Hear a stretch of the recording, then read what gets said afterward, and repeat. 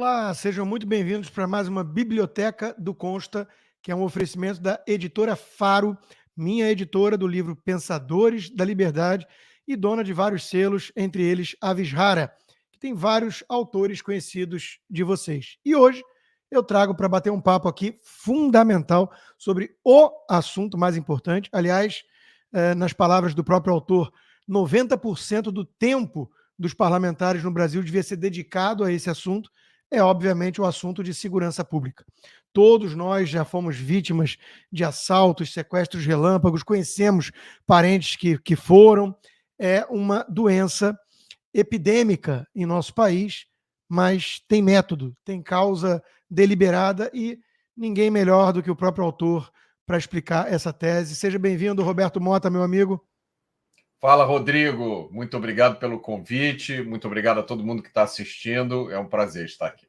Prazer é meu. Roberto é companheiro de longa data aí nessa luta por liberdade individual, autor também do livro Inocente, do Leblon, que fala da história um pouco do Partido Novo, do João Amoedo, autor também de Jogando para Ganhar, que é um livro bem interessante ali pelo pragmatismo que a direita deveria adotar, inclusive bebendo da fonte, por exemplo, do Saul Alinsky, que é quem criou militâncias esquerdistas para vencer a guerra, né?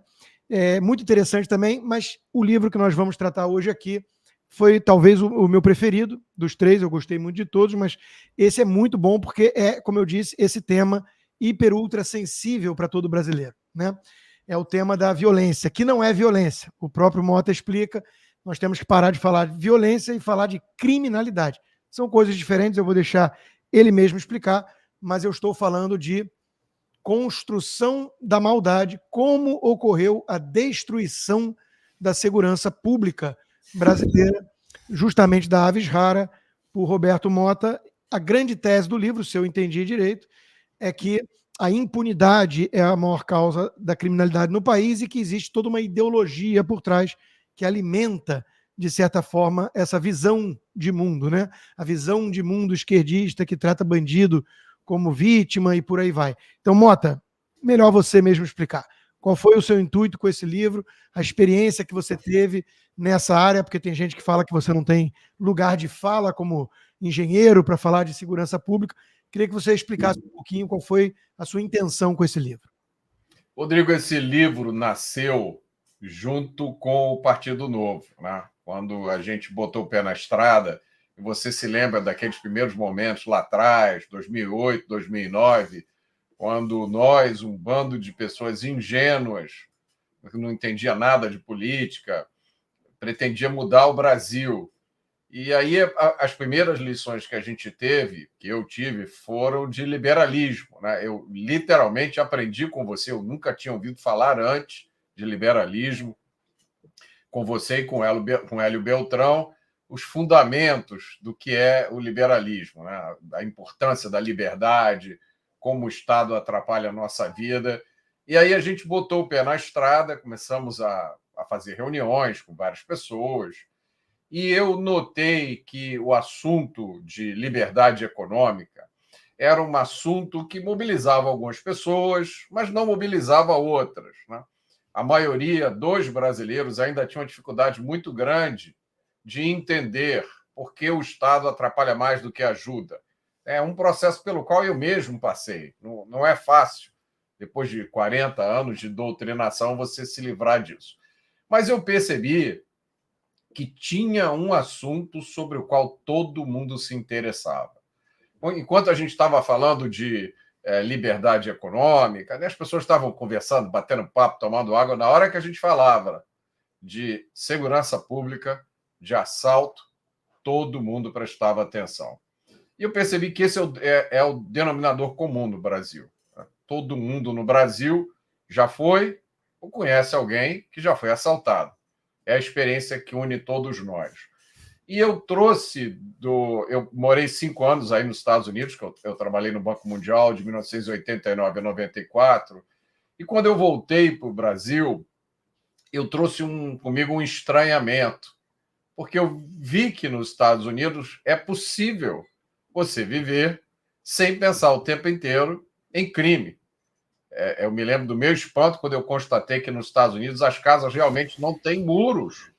E eu fiquei pensando, meu Deus do céu, como é que você mora numa casa sem muro? Amanhã você está dormindo, alguém entra na sua casa, né? Você está trabalhando, os seus filhos brincando num jardim sem muro. Então, essas duas coisas se juntaram e eu comecei a falar sobre segurança pública. Inicialmente, apenas do ponto de vista de cidadão, ainda é o ponto de vista que eu tenho hoje, é de cidadão. Eu não sou militar, não sou policial, nunca fui. Eu sou um simples cidadão, um engenheiro civil que tentou entender isso. E aí eu comecei uma romaria para tentar entender.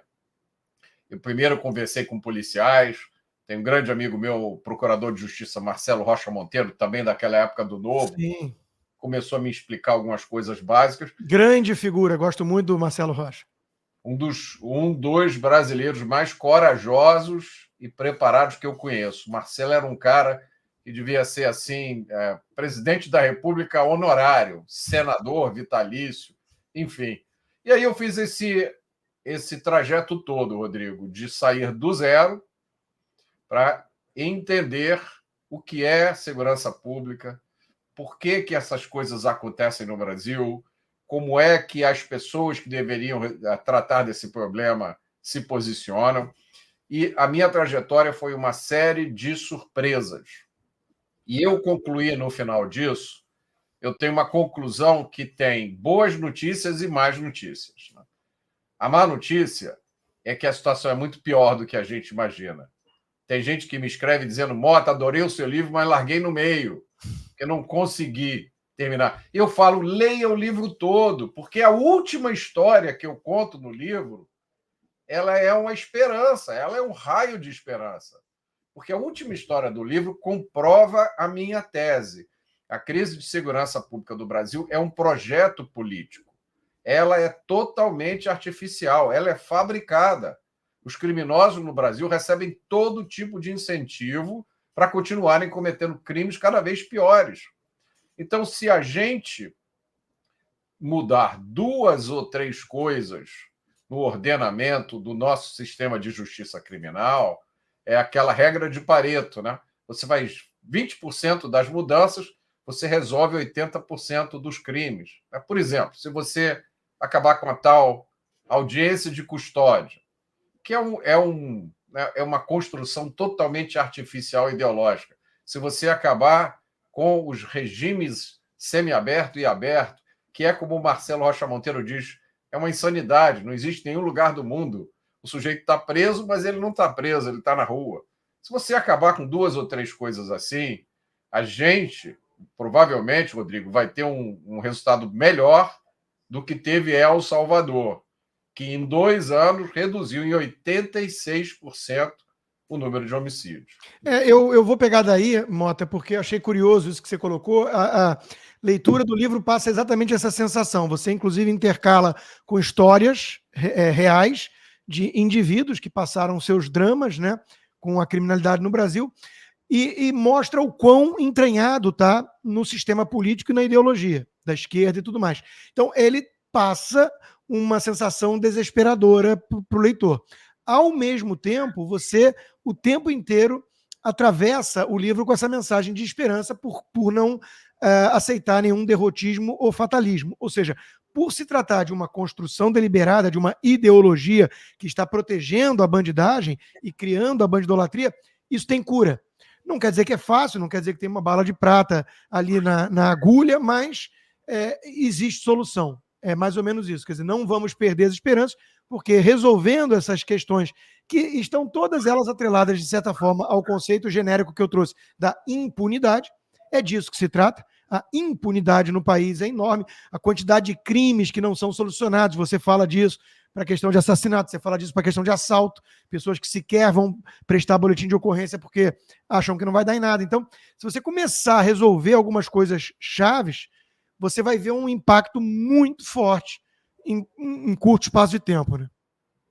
É isso. Eu costumo dizer, Rodrigo, que o sistema de justiça criminal do Brasil, imagine uma máquina, né? Imagina que você tem uma fábrica e você tem uma máquina lá, que ela é velha, ela é antiga, ultrapassada, ela está enferrujada, faltando um monte de peças. Essa é a máquina que você tem. Então, a primeira coisa que você vai fazer é tira a ferrugem dela, bota as peças que estão faltando, bota óleo. Você já vai ter uma melhora gigantesca, gigantesca. E aí, você tendo saído do sufoco, mais na frente um pouco, você troca ela por uma mais moderna. Aí, então, você está no primeiro mundo. É essa Abordagem a de nossa engenheiro. situação. Abordagem de engenheiro para a segurança pública. Eu gostei da comparação.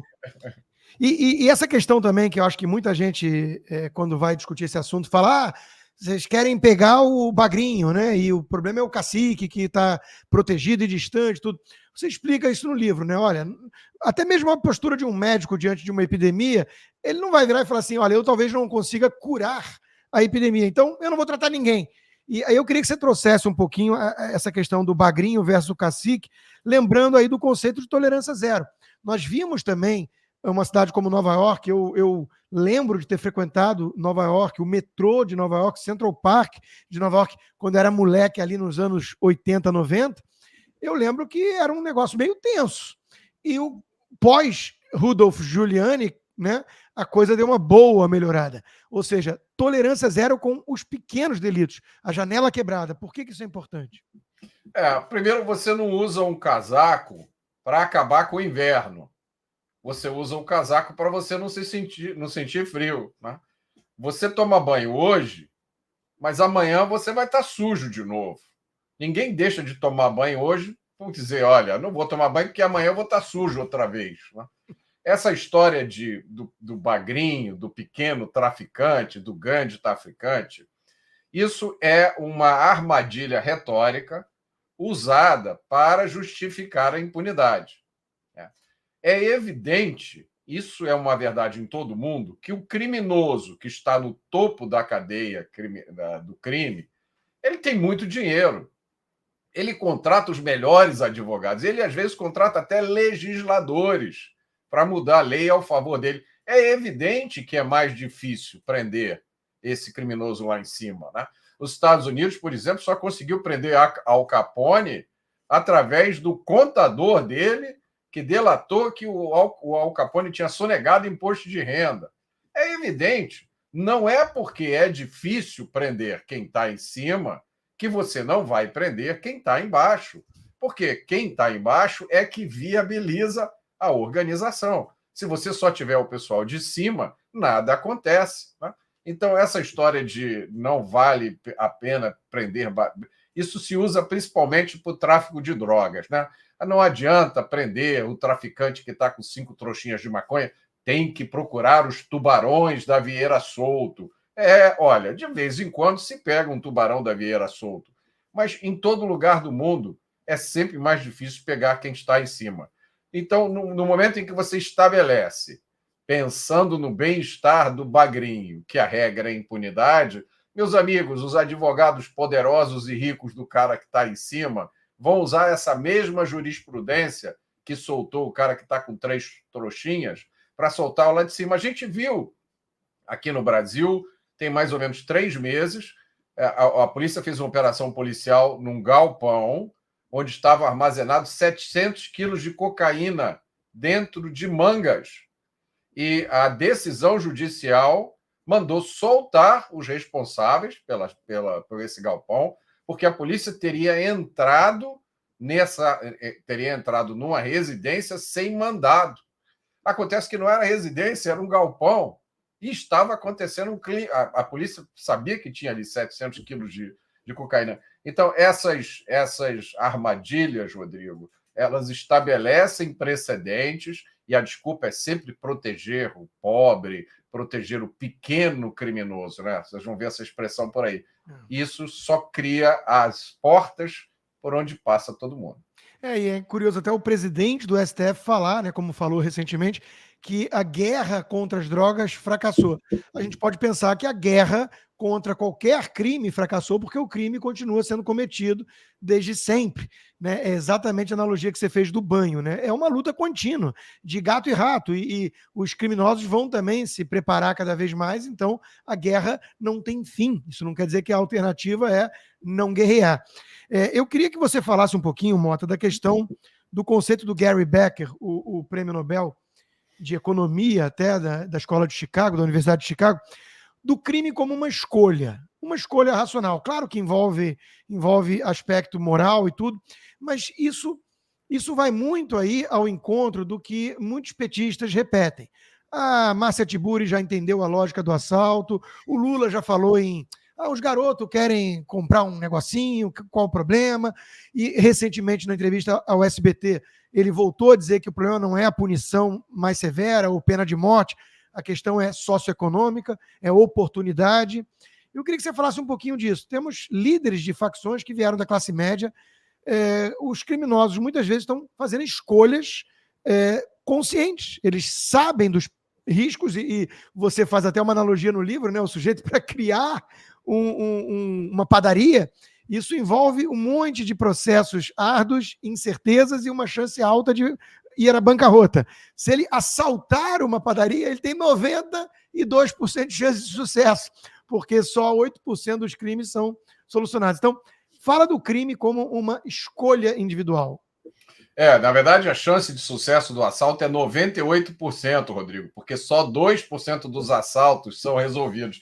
Essa analogia do Marcelo Rocha Monteiro, né? E é verdade. O crime é sempre uma escolha. A exceção são aqueles crimes que são resultados de uma emoção violenta, né? Ou de um acidente. São as exceções. A esmagadora maioria dos crimes são fruto de escolhas. Às vezes, essas escolhas são econômicas, às vezes elas não são, né? Por exemplo, no caso de um estupro, de uma violência sexual, de uma agressão. Mas o criminoso sempre faz uma escolha. E o Gary Becker, que ganhou o Prêmio Nobel de Economia em 1982, ele fala sobre isso. É a chamada teoria econômica do crime, né? O criminoso ele é movido a incentivos e punições.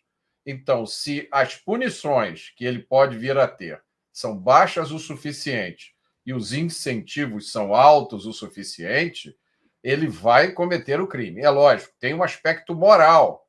Por exemplo, você vai encontrar inúmeras pessoas, você pode dar todos os incentivos e tirar todas as punições, elas não vão cometer nenhum crime. Mas em toda a sociedade existe, a gente pode pensar assim, um grande número de criminosos em potencial. Quem fala muito bem sobre isso é o psiquiatra forense Stanton Seminole, que eu cito no livro também. O Seminole diz o seguinte: a mente de um criminoso funciona diferente da nossa. Ele não tem barreiras morais. Então, se ele quer sexo, se ele quer bens, ele não tem problema nenhum em usar a violência para conseguir isso, né? Então, só que ele, esse criminoso, de uma forma geral, ele espera a oportunidade. Então, quando o Estado não consegue punir os criminosos, pelo contrário, quando o Estado vai lá, bate na cabeça do criminoso e diz o seguinte: olha, filhinho, eu criei para você uma coisa fantástica chamada auxílio reclusão, no valor de R$ 1.400. O que você precisa fazer é só, você paga aí durante uns meses o INSS, depois, se você cometer um crime e for preso, você vai receber R$ 1.400 na cadeia, não é legal? Olha, tem outra coisa bacana para você também. Você pode fazer sexo na prisão com uma pessoa que você escolher. Tem um nome maravilhoso, Rodrigo, porque a manipulação da linguagem faz parte desse jogo de hegemonia do crime. Então, chamam isso de visita íntima, né? Olha, que nome bacana. E, na verdade, é um mecanismo muito usado pelo pessoal das facções para mandar e receber informações, ordens, né, através dessa loucura de visita íntima. Então, o que o Gary Becker disse isso. Você tem que... O segredo do combate ao crime não é segredo nenhum. Você tem que tirar os estímulos, né, as recompensas, reduzi-las ao máximo e elevar ao máximo o custo econômico do crime. E eu vou te dizer, Rodrigo, pela primeira vez, desde que eu comecei a me interessar por esse assunto, eu vejo homens públicos que leram Gary Becker, que conhecem esse assunto e que falam da teoria econômica do crime, né? O governador de São Paulo, Tarcísio de Freitas, e o secretário de segurança dele, o capitão Guilherme Derrite. É isso aí. Alguma coisa parece estar mudando. Tem alguns projetos para endurecer, acabar com essas saidinhas.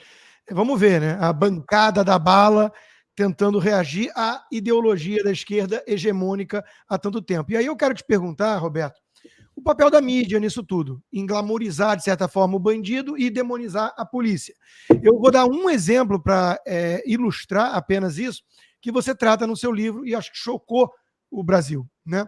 Que foi aquela cena no Fantástico, se eu não me engano, da Globo, em que o médico Drauzio Varela abraça, emocionado, a Suzy. A Suzy não era nem e era alguém que tinha estuprado um menino abaixo de 10 anos de idade. Estuprado e matado. E matado. Então, o ponto aqui que eu trago, que você coloca muito bem no livro, na minha opinião, é pouca gente se pergunta da vítima. Tem um sujeito oculto nas narrativas, principalmente midiáticas. A vítima nunca está presente. A narrativa, de alguma forma, lança uma luz mais emotiva, mais humana, sempre sobre o bandido, sempre sobre aquele que cometeu um crime, muitas vezes até hediondo. E na equação fica faltando o foco na vítima. Você acha que isso também é algo deliberado ou a imprensa faz por uma questão mercadológica, porque vende, ou ela é cúmplice desse projeto criminoso?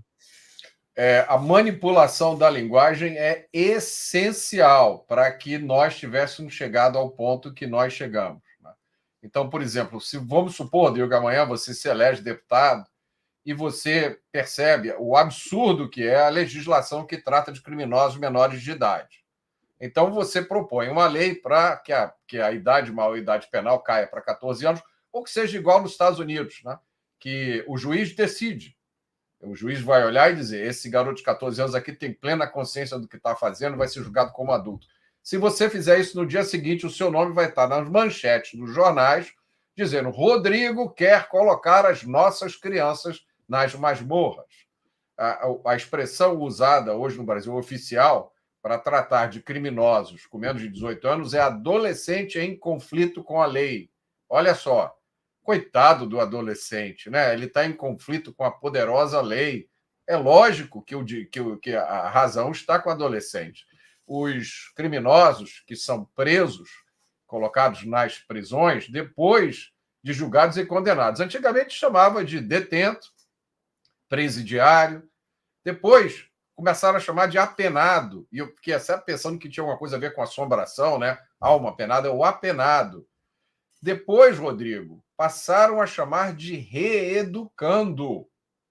Esse é o termo oficial usado em vários estados. Em linguagem oficial, é o reeducando. Né? E aí você comete a loucura de associar, né, a punição por um crime a um processo de reeducação, como se você pudesse pegar um estuprador ou um assassino, colocar numa prisão e fazer um processo de reeducá-lo. É uma coisa maluca, né? Então, essa manipulação da linguagem é fundamental para obscurecer a verdadeira natureza do problema. Eu estou, nesse momento, escrevendo um artigo para a Gazeta do Povo, onde eu dou um exemplo. Na semana passada, 2 ONGs anunciaram que iam a Genebra denunciar o governador Tarcísio por causa das chacinas, né, das execuções cometidas durante a Operação Escudo, uma operação da Polícia de São Paulo, que a polícia começou depois que um policial foi assassinado. Agora, quando a mídia repercutiu isso, e dizendo, a mídia usa muito o termo letalidade policial, que é um termo que assume que a polícia mata inocentes. Né?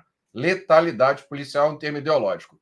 E nesse artigo eu digo, essa é a mesma mídia que mostra um vídeo de desculpe o termo técnico, vagabundo. A mídia mostra um vídeo do sujeito botando a arma na cabeça de alguém e atirando, e a mídia se refere a este indivíduo como suspeito. É sempre suspeito. Nunca é criminoso, bandido, assassino. É suspeito. E outro dia eu questionei um jornalista. Né? Eu falei exatamente isso que eu estou dizendo aqui. E aí a resposta que ele me deu, não, mas o Mota, a gente tem que dizer que é suspeito mesmo, porque nós não fomos lá fazer o levantamento da cena e investigar o que realmente aconteceu. Aí eu falei, você está de brincadeira com a minha cara, né? Porque para a polícia, você coloca chacina. Agora, para o criminoso que foi filmado cometendo um crime, você coloca suspeito. Então, isso aí, Rodrigo, é uma coisa. Eu acredito que a maioria da mídia simplesmente repercute o que ouviu em outro lugar. Então, como aquele veículo lá tal está dizendo que é suspeito, eu vou colocar de suspeito aqui. É melhor não correr o risco de fazer outra coisa. E dentro desse ambiente também de ranço ideológico, né? Esses jornalistas passaram pelas faculdades, a maioria, de jornalismo, aprendendo esse tipo de linguagem. E teve uma na Folha de São Paulo, uma coluna, que pegou a reação do governador Tarcísio, que, aliás, eu acho que foi muito boa. Falou: não enche o saco essas ONGs, eu estou aqui para proteger o cidadão, né, o paulista. E ela conseguiu, na coluna, concluir que havia uma intenção, um crime deliberado da polícia de exterminar negros. Ela deu um salto quântico e não só falou de letalidade policial, como que estão morrendo negros, porque você se recusa a enxergar a questão da estrutura racista, blá, blá, blá. Quer dizer, o governador está mandando polícia matar negro. Na cabeça da mulher é isso que acontece, e na realidade é o policial sendo recebido com um fuzil em local dominado pelo crime organizado, reagindo e matando vagabundo. Né?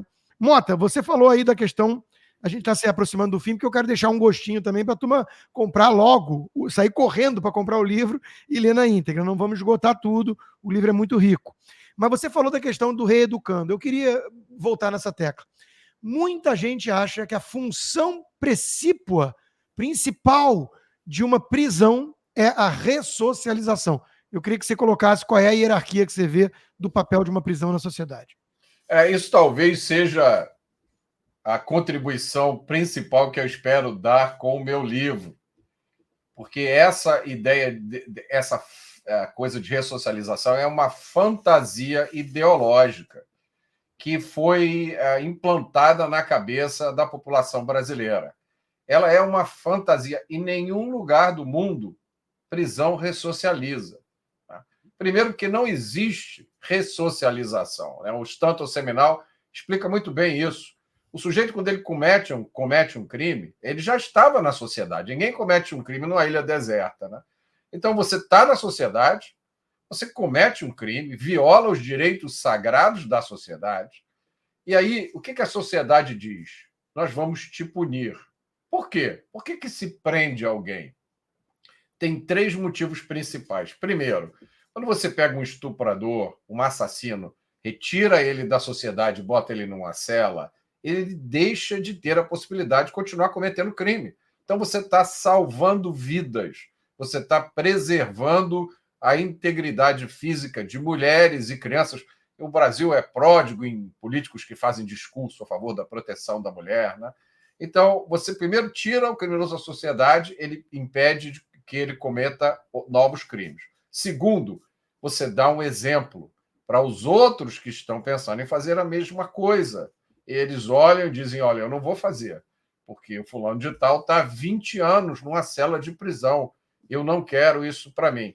E terceiro, é uma resposta que a sociedade dá de que aqueles valores que o criminoso violou são valores sagrados. Ontem eu estava falando no Pingos nos Is do caso da Isabela Nardoni, uma menina que foi jogada pelo pai da janela do apartamento. E na semana passada, ou essa semana, o autor desse crime ganhou o direito à saidinha da prisão. Então, se você mora num país que tem esse tipo de abordagem, qual é a mensagem que você está dando para as pessoas que pensam em assassinar crianças? Vai que é tranquilo. Você vai passar uns anos preso lá, mas depois você vai começar a ter saidinha, vai para o regime aberto, semiaberto, aberto, daqui a pouco você está livre. Então, essas são as funções da prisão, Rodrigo. Em nenhum lugar do mundo, prisão ressocializa. Se você for olhar a taxa de reincidência, eu vou falar de memória aqui, mas, se eu não me engano, no Reino Unido é 70%, se eu não me engano, na União Europeia a média é 60%, nos Estados Unidos é mais de 55%. O valor que eu tinha em mente é 60%, é por aí. Essa é a realidade. As pessoas podem não gostar, o pessoal da esquerda pode ficar indignado, querer rasgar a roupa, mas a maioria dos criminosos faz disso uma carreira. O sujeito não quer trabalhar, ele não quer ter uma rotina, ele quer viver essa vida. E a resposta ele quer o atalho, ele quer pegar o atalho e tomar o que é do outro ou conseguir sexo na marra, né? E faltou uma terceira coisa que você colocou, mas está em anexo, digamos assim, que é o próprio senso de justiça. Claro, com aquele que foi a vítima do bandido. Porque se você cria a sensação de impunidade generalizada numa sociedade como é o Brasil, isso alimenta o desejo de vingança de quem é vítima da marginalidade. E a justiça delegada ao Estado, que tem o monopólio da coerção, da força nesse caso, é justamente para acabar, teoricamente, com o cada um por si, o linchamento público, a vingança pessoal, a vendetta. Então você cria a justiça para que o Estado aplique uma punição de acordo, severa, né, ao meliante, ao marginal, para que você tenha uma sensação, de alguma forma, de que a justiça foi feita. Se você tira isso da equação, é o clima de anomia generalizada que se espalha pela sociedade. Esse é o aspecto mais difícil, Rodrigo, de você explicar a um brasileiro, porque o brasileiro médio foi treinado para ser ovelha. Nós somos treinados para ser ovelhas. Nós somos treinados para... Não reaja! Não reaja! Não faça movimentos bruscos. Olha aqui, a última questão que eu tinha para você aqui, ó. Lobo, ovelha e pastor. Explica aí para a gente encerrar. Essa é uma história muito legal. Muita gente deve conhecer uma versão dela, né? Do filme do Sniper, né? Na verdade, ela é de um outro livro chamado On Killing, que é um livro sensacional. E ele explica, né, que no mundo existem 3 tipos de pessoas: as ovelhas, os lobos e os cães pastores. As ovelhas somos a maioria de nós, né? Especialmente no Brasil. Nós somos treinados para ser ovelhas. Então a gente sai que nem o Chapeuzinho Vermelho na floresta, achando que o mal não existe, que é todo mundo fofo, vamos abraçar, vamos dar as mãos. E esperando a gente tem os lobos, que são as pessoas que praticam o mal. Muita gente tem dificuldade de acreditar isso, né? Mas há milhares de pessoas em todos os países que acordam de manhã e vão para a rua para matar, para roubar, para estuprar, para causar a maior destruição possível. E a única coisa que impede esses lobos de fazerem o que eles querem são os cães pastores, que são aquelas pessoas que são abençoadas com a coragem e com o instinto de preservação da espécie, que notoriamente, principalmente os policiais, aquelas pessoas com vocação do trabalho policial, e que são a nossa última linha de defesa, especialmente num país como o Brasil, onde não só a gente é treinado mentalmente para ser ovelha, mas como todos os meios de defesa que a gente poderia ter são tirados de nós, o acesso é dificultado ao máximo, então a gente só pode contar com os cães pastores. É isso aí, muito bom, Mota. Bom, turma, Construção da Maldade, Roberto Mota, o link para comprar está aqui embaixo na descrição do vídeo. Roberto, muito obrigado. Até a próxima. Até a próxima, Rodrigo. Um abraço. Valeu, turma. Até sábado que vem, mais uma Biblioteca do Conto.